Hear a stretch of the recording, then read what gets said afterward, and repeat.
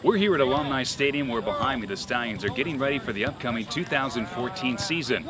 Last year DeSales finished 5-4 and missed out on the playoffs for the second consecutive year.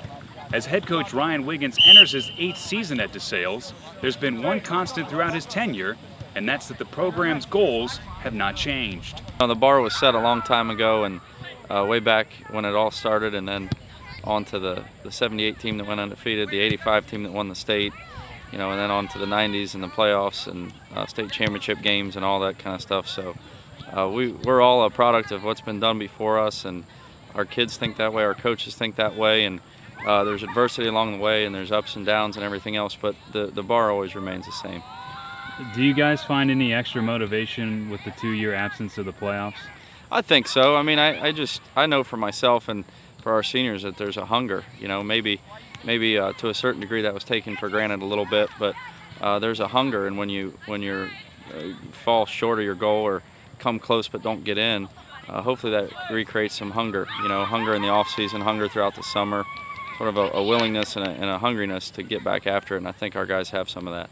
Just based off of that itself, the past 2 years not being in the playoff, that's motivation in its own, and especially last year coming off, like, what was it, 1/10 of a point shy, that just, it builds up in everybody, it really does, just to get after it. It definitely gives us an edge. It makes us want to show everybody that we be that team that everyone wants to beat, that everyone circles on their schedule. That's what we really strive for. It's been in the back of my head since the end of last season. I mean, we're a team that you're expected to make the playoffs, and just through the tradition and all the alumni, they want us back. I mean, we want us back, the students want us back. It's just, we got to get back there. Helping you guys offensively is the return of a quarterback that has some experience. I would imagine that's a huge benefit. It is. I think experience in high school football is invaluable.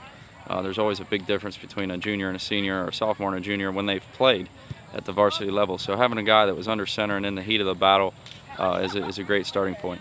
Being able to start a handful of games last year gives us someone who can kind of take the reins on the field. He's kind of a coach on the field. He's played in this system as a freshman and a sophomore, and got some great experience last year as a starter at the varsity level. And he's able to tell everybody really on the field where they're supposed to go, and he communicates very well, especially with his fullbacks and slots. Especially with the triple option, experience is everything, really. I mean, it's kind of a simple system, but experience is what makes it perfect, to be honest. And we're trying to make it more fast-paced, so obviously the whole thinking involved with trying to get up to the line and go, the experience definitely helps with that.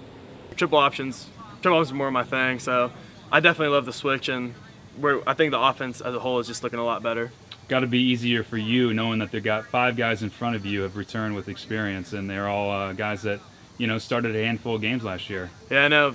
My 5 best friends blocking for me. There's nothing better than that.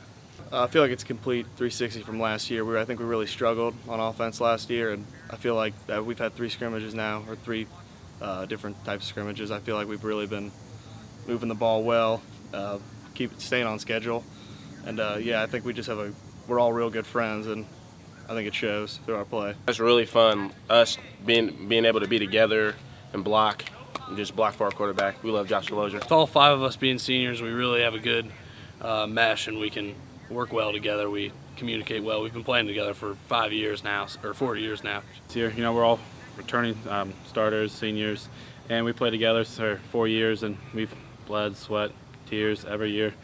And we've been out of the playoffs for the last 2 years, and this year our class is not going to stand to lose this year. We're ready to win, and we're ready to go all the way to the States. I mean, we all know that football games are won and lost up front. And with those 5 guys, with the type of experience they have from last year, and then they had a great offseason this year, we're really looking forward to being able to move the football against some great teams. We got some great opponents coming up, and I think those guys are up for the challenge. It's great to have those guys out there, and the experience that they bring. It brings a little bit of hungriness too. They have something to prove, and they've been practicing that way all summer, and then the off-season weight training. So they're ready to get after it, and can't wait for Friday night. The advantage of having those guys is developing and helping coach the younger guys. The leadership that they're providing is awesome, and that's only going to be a trickle effect and keep going down from teams here on out. A number of different guys that can help carry the load from running back's position here this year. Yeah, we unfortunately for us, that's one of the areas where we do feel like we have some depth. We might be able to use 5 to 7 guys in the backfield at any given time. We like it because it creates unselfishness. Those guys are good at carrying the ball, but the one thing that they got to do more often than not, more often than carrying the ball, is block. We take pride in our blocking, and the guys do a good job with it. And they almost take more pride in that than carrying the ball, scoring, and that type of thing, because they know more often than not they're going to need to block.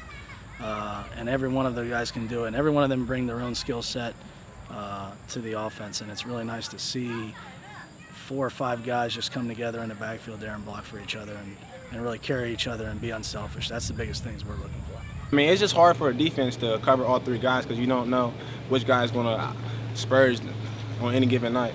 You know, we got some big names. Obviously, Austin Andrews is one that a lot of people think of. And he's got some great skills. We can move him around a little bit back there, play him at fullback and slot. Jake Gilmore, who had a great spring season in the track. And Adam Acquista, another great season in track, and then also in wrestling, which I think helped him out a lot. Those are our starters, but then you also add in a Darren Hankins, who's got great speed back there, and a sophomore who's real feisty, Ryan Peaks, who had a great basketball season as a freshman. We're looking for big things from him as well.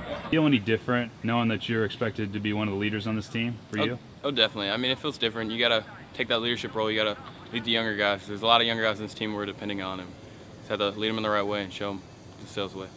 I've always been the kind of person to give it 100%, but I don't know, I just feel like a bigger push by all the younger guys to be the best I can be and lead them to wherever we need to go. What kind of defense can we expect to see from the Stallions here in 2014? I hope you see a very physical defense. We want to get 11 hats to the football. We want to play our assignment.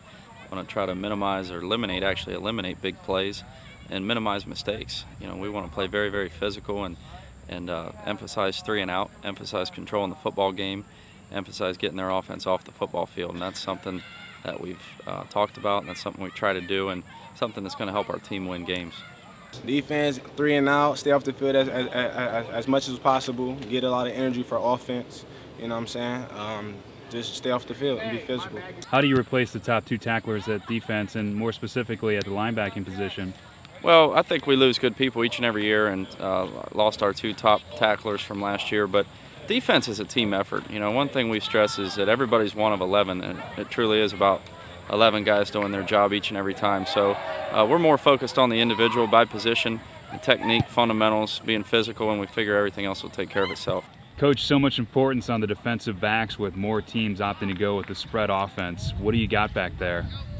We got a good group of kids. 2 of them have really good experience from last year, Mikey and Austin, and we have a couple of younger guys or newer guys to the positions, and Adam and Sean Snyder, who fit in real well and have learned real fast. Adam's great as far as the mental side is concerned, and obviously he's incredibly athletic too, but as a group it's just a really athletic group. They can cover, they can run, they can tackle.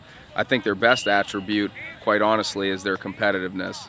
Every day practice, whether it's a drill, whether it's in the weight room, they're trying to get after it and they're trying to compete against each other. So when you look at teams that throw so much and just the nature of offense in general now, that's the type of group you want back there, guys that are ready and want that opportunity. Another challenging schedule, some new teams come onto the schedule this year, if you will, talk about that.